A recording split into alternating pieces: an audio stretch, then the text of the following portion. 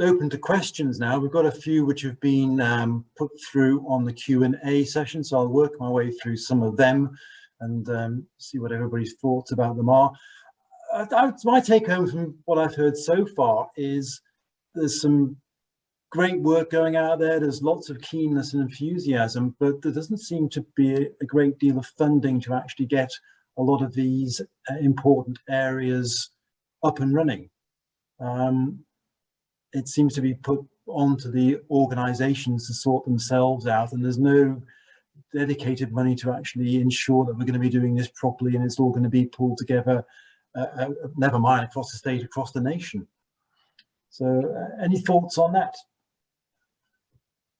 Go to Matthews, who just obviously we spent a lot of money going for this American system. Should it be funded better? It should be funded better. I mean, we looked at a lot of different systems. I looked at many options. It's a well-designed, well-supported system, which from the 20 years of publications has shown significant improvements worldwide. So I was quite happy with that. It's an expensive system to join. If you're in New South Wales, the New South Wales government have subscribed for their entire hospital base. They have taken this on board and they now subscribe and use the system for the entire public hospital base in New South Wales. The Queensland government are supporting now 8 to 10 hospitals within Queensland and expanding that as well. Within Victoria, we subscribe to it and Peter Mac subscribe to it. So there is now a possibility of getting local Australian comparative data.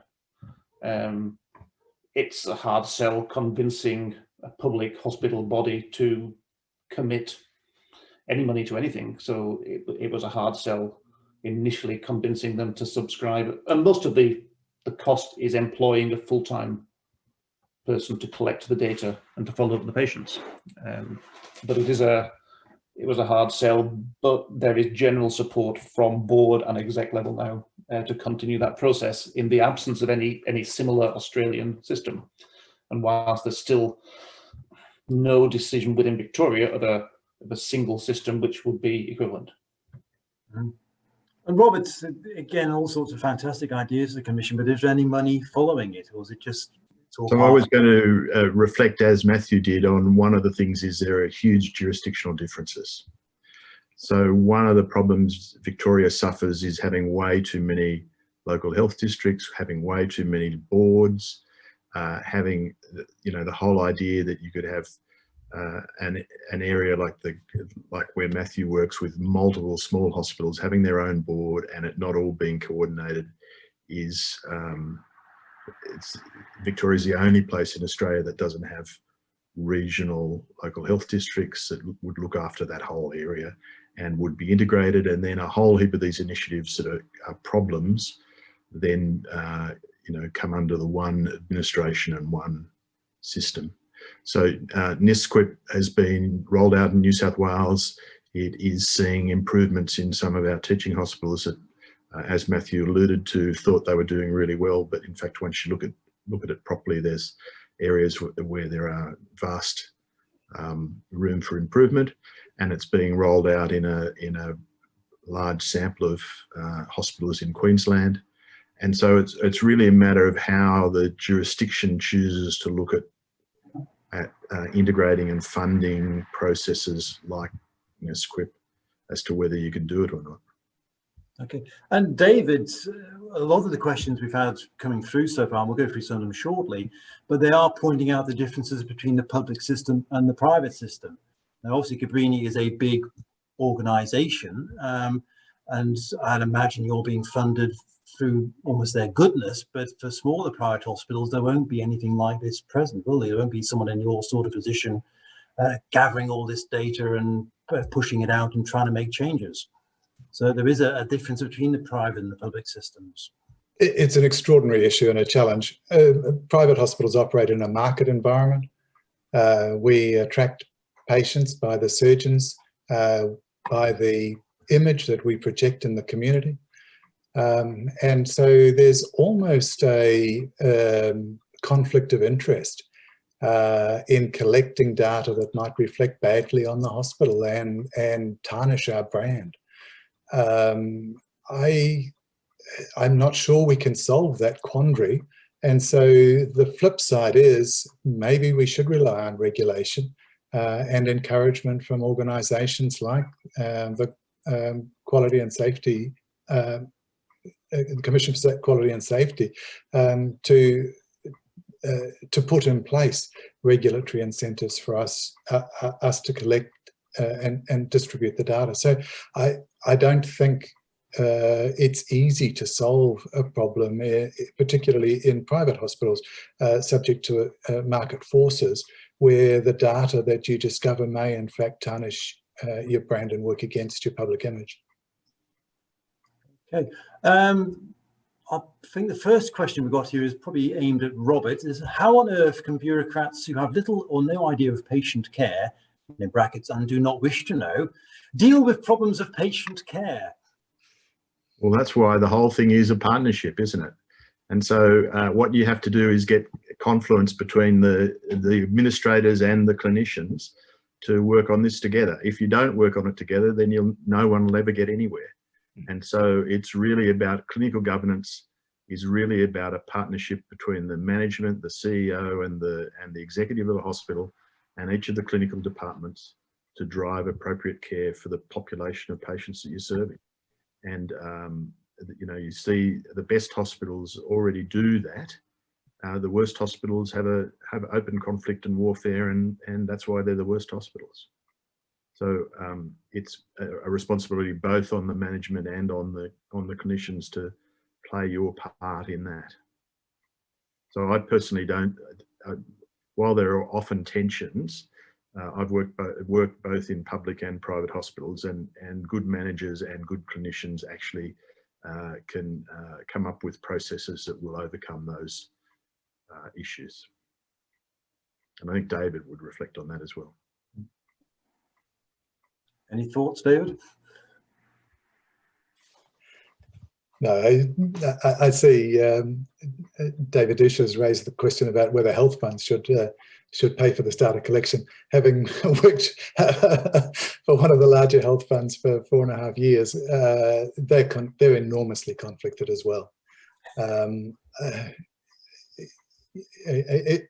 a true market sense, you know, yes, maybe they should be collecting data and preferentially contracting with hospitals that exhibit exemplary clinical outcomes. But the complexities around risk adjustment of the data, I think, make it too risky for a funder to start discriminating in where they purchase care. Each patient brings such a different complexity of issues to the table. I would be very, very hesitant for health funds to start exercising discretion based on clinical indicators.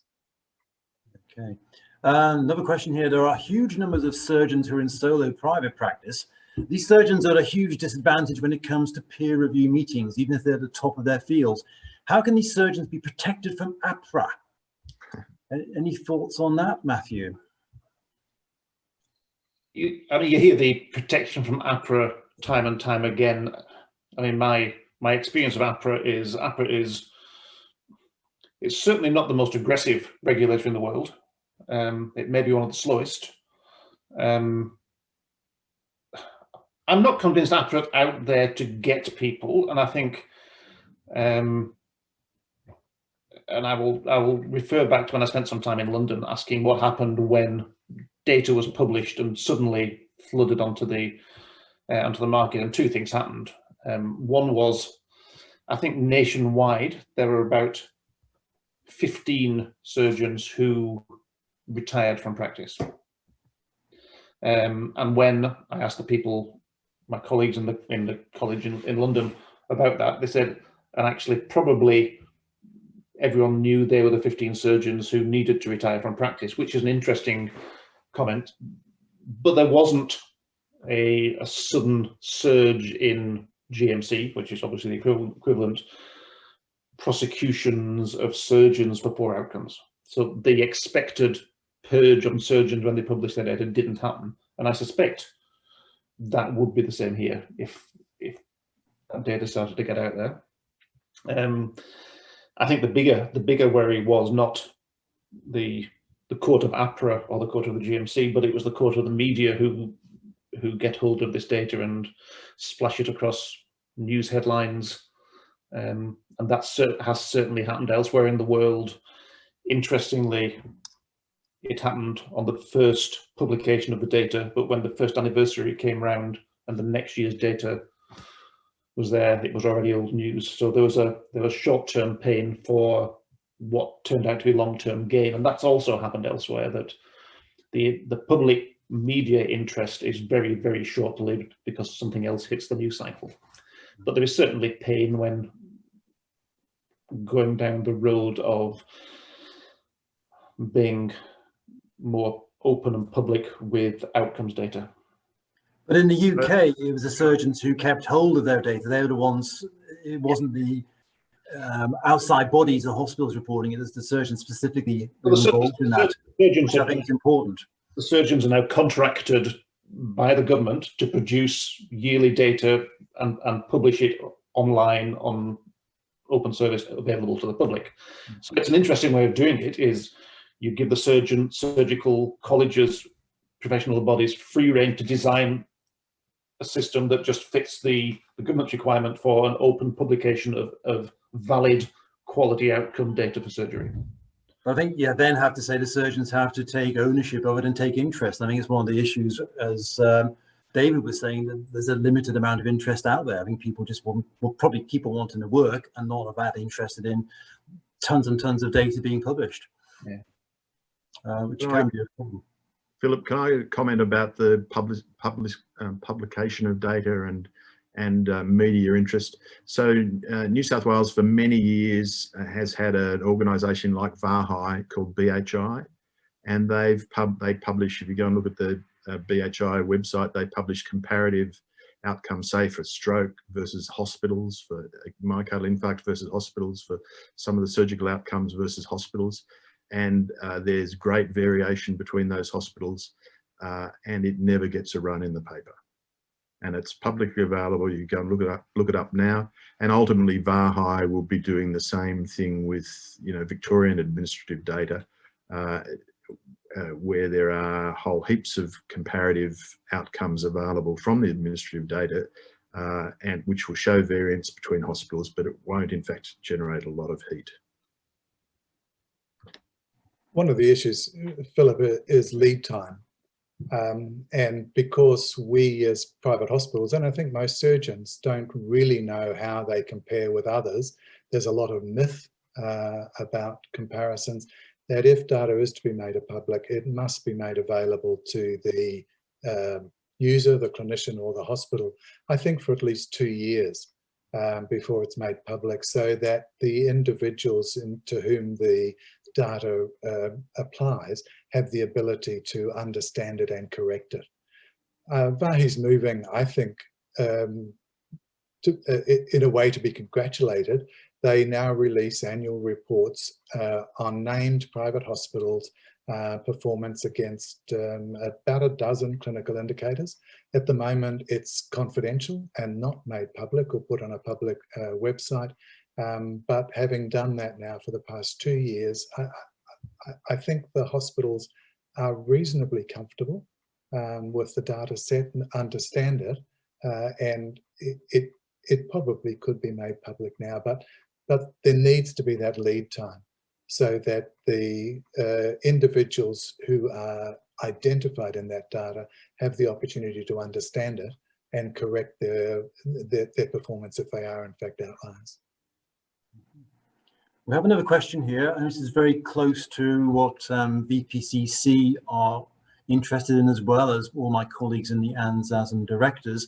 How best to assess the quality of M&Ms? It's all very well having them, but like anything else, the quality varies. So yeah, I'll start with you, David. I don't know. we've got 18 active craft groups at Cabrini. Each one is completely different. Some of them, the craft group leader personally reviews the data and identifies as cases that will be discussed. In others, the craft group leader allocates 1 or 2 craft group members to review the data. In others, the data is given out to the individuals, and then the individuals are expected to defend or support their cases. In others, the data is just distributed, and it's quite a cursory acknowledgement that the data has been received with no real discussion. Others, the surgeons are able to say, no, nothing to find here. Let's move on to the next one. So we have no way to quantify the quality of the M&M meetings. I guess I'm comfortable at this stage at Cabrini because it's an emerging process and the craft groups are maturing in their approach to data, but there is no best practice. Perhaps it's something Robert could pick up and do a nice guideline on best practice for the management. We have a RACS guideline which the VASM directors produced about 3 or 4 years ago, so it is out there, and we keep on saying we've actually got a bronze, silver and gold standard for these sorts of things. We've very much defined of what should be involved in that, but I know from my own organisation that no one seems to be using it. Matthew, are you using that out at Ballarat? Yeah, I mean, my point was more further out. So within the last 2 years, there's been a push, and we have, as a regional hospital, been tasked with developing a perioperative, a surgical M&M meeting for the smaller regional hospitals, which highlights some of the issues that causes. So there's a list of things that would be discussed, and there's an external peer that looks at the cases.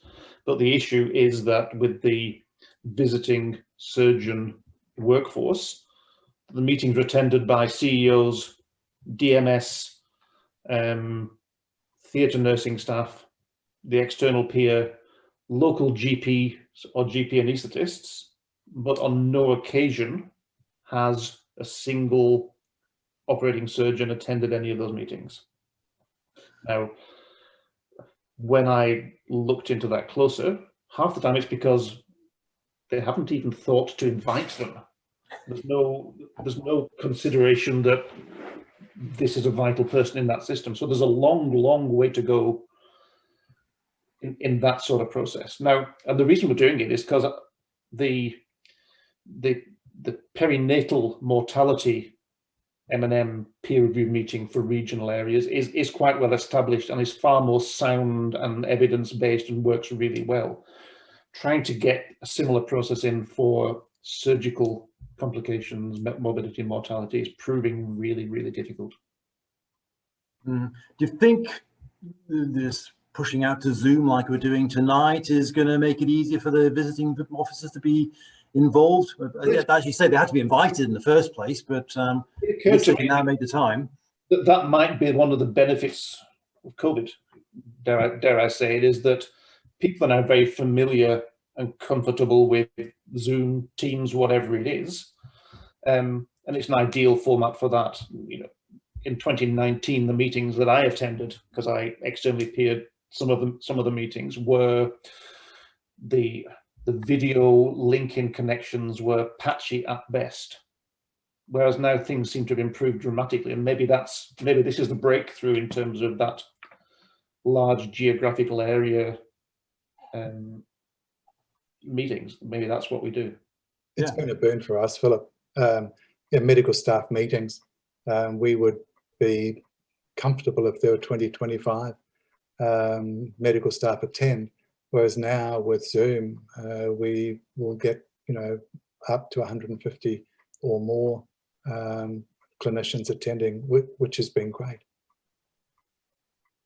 And Robert, what do you think about M&Ms and how we're performing them at the moment? So I think it's secure its egg, isn't it? They're patchy and good in parts and bad in other parts. And, reflecting on the M&Ms that I've chaired and attended over the years, it really is dependent on having a good leader. If you don't have a good leader, it's a waste of time. However, we have to build that system. We have to build a system where clinicians can engage with their peers, to discuss their performance, to discuss their peers' performance, to look at the joint outcome for patients, and to make recommendations into the system about how to improve that. If we don't have that, we're really lost. And clearly, if you have a vascular surgical department or a thoracic surgical department or even a general surgical department, as Matthew has distributed over a series of regional hospitals, if those surgeons all report similar issues and the data suggests there's something that could be improved, that's a fairly important thing for the boards of those hospitals to hear about and grapple with. So I think there's power in M&Ms if you can get the appropriate leadership into them. And following on from that, it's a question from Stuart saying, it's always the problem that those who should be attending are never there. How do you get the disinterested engaged? So I think there are a whole series of issues. So one is, in the private sector, there are often numerous people who are credentialed to the hospital who might have 1 or 2 cases a year, and therefore there's little incentive for them to come along. I've been talking recently with some psychiatric hospitals where they have, 500 psychiatrists visiting a hospital, all of whom have 5 patients a year. And how do you do that?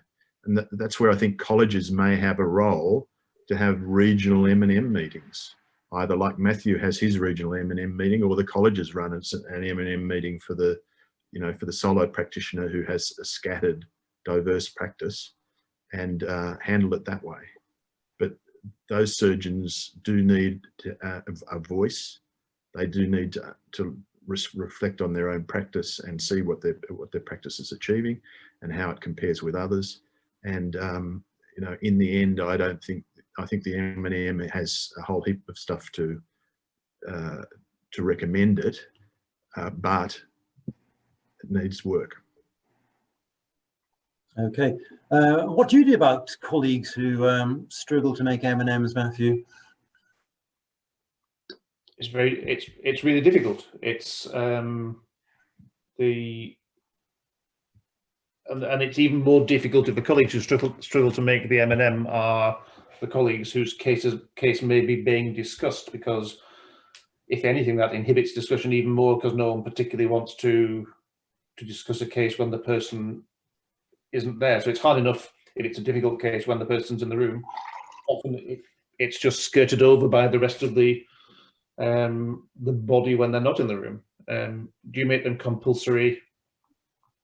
Yes, it's been a struggle, certainly in smaller hospitals where employment is by clinical sessions only, to get any interest in employing people other than the ones on full-time contracts for work outside of their clinical work. And for the small amount of administrative time that's there, it doesn't even meet what's required. So the recognition which is starting to come in that if you want a quality service, you've got to pay for all aspects of it, not just the time in theatre, is a really important one. I mean, clearly I guess that side of the thing within public hospitals, where you would be employing and paying people to do that, is one aspect. In private hospitals, obviously, it's a different issue. But getting people there has always been a struggle. Mm-hmm.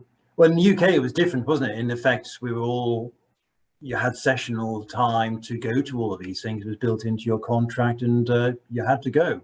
Yeah, and there are competing interests. You see the cancer MDM size expanding, the time spent in all sorts of other clinical meetings is getting bigger and bigger, and there's only a certain amount of time in any one day, in any one week, and that becomes a real issue.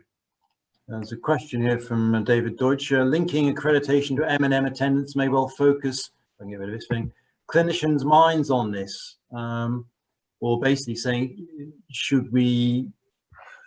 does M&M have to be done so we get signed off by APRA every year? One of the challenges, Philip, I think, is making sure the M&M has value. Yeah. Traditionally in the past, M&Ms have struggled to get access to data, to identify patients that should be considered. So I think it goes back to the partnership between the hospital and the clinicians. If the data is meaningful, if the hospital's prepared to demonstrate that they will make changes when technical issues are behind some of the complications, and that the M&M process is fair and constructive, then I think they can be successful. But the hospital needs to provide the clinicians with data that's helpful. The data has to be valid and reasonable, and there needs to be protection for the clinicians that have patients for discussion. I must say our experience has been that as we've been providing more data to the craft groups, attendance at the M&M meetings has improved. Yeah. I think what we found, because obviously involvement in VASM is obligatory, and theoretically surgeons don't get their CPD points unless they contribute to VASM, but we found that it's not being policed at all. So when people come to fill in their APRA forms in September every year, they can just tick the box, yes, I have done my CPD, and no one checks it up. So it's all of just, I think there's possibly too many bodies getting involved in this and not enough policing going on. Any thoughts on that, Robert? A very small number of clinicians have their CPD reviewed by APRA every year. That's only a few percent. And my understanding is they're very lenient. They come along and have a look at what your diary says versus what you put in the CPD, and then they encourage you to fix it. You know, there's not much auditing of the CPD remittances at the moment. Should that change? I think it wouldn't hurt. I think, you know, what we don't want is for it to be perceived as a policeman, because I reflect on the other people that have commented here, Matthew and company. I don't think it is I don't think they are punitive or out to try and find outliers. They're trying to solve patients' and consumers' concerns, and that is, as you say, they're slow at doing that. So I think they're not going to go and look for extra trouble. Yeah, fair enough. Well, final question here. This is from Stuart. The bottom line is, who's responsible for the care of the hospital patient? Of governments, agencies, hospital boards, administrators, craft groups, or the individual surgeons, who is responsible? So you've got the chair at the moment, Robert. So I think all of the above. Yeah. I mean, clearly there's a clinician's name on the end of the bed, but if the institution and that clinician's colleagues owe the patient a huge amount of effort, and so, you know, you can be the best surgeon in the world, and if you've got terrible perioperative care because you don't have a good recovery and don't have a good ICU and you don't have an appropriate preoperative assessment program from the anaesthetist, then your outcomes are going to be hopeless. So it's multifaceted, and so again, it's a collaboration. You know, while the surgeon has, or the physician has their name on the end of the bed, and they have to stand up for the patient and fight for patients' autonomy and the patient's rights, it is actually a very interdependent system. And I always used to say in my ICU, people would come along and say, oh, you know, who's the most important craft group in your ICU? And I'd say they're all important, because if the cleaner stuffs up, everyone gets an infection, and we're you know, down the gurgler. So everyone has a part in that. A senior clinician's name will be on the end of the bed, and they're held responsible. But in reality, it is a much more disseminated system than that. Okay. Any thoughts on that, David? I once took strong umbrage with a clinical director of a large hospital group, private hospital group, who said that they were simply the hotel where the boys played with their toys. That is absolutely not sustainable in our current environment. It has to be a collaboration between the hospital, the clinician, and the funders to improve and be accountable for quality. Thank you. And final word to you, Matthew. So yeah, so I'm always responsible for my patient. If I admit them, if my name's on the bed, if I operate on them, I'm responsible. I guess the legal answer to the question is that every other person that has independent practice that interacts, has some responsibility. As it happens, the CEO shares joint responsibility with the clinicians for all the patients in that public hospital as well. The devolved Victorian system we've talked about already means that there is a lot of responsibility devolved to each hospital board for the overall clinical outcomes that they're responsible for. If something goes wrong, the board are held responsible for that as well legally. So almost every person within that building holds some responsibility for that patient having the very best care and getting what they ought to expect from the system. I think we're all in agreement with that. We've got to 7:30, which is when we're supposed to be finishing. So I'd like to thank all of the talkers, the speakers tonight. It's been really great to have your time given to us for free. It's been very interesting, and thanks for all your contributions.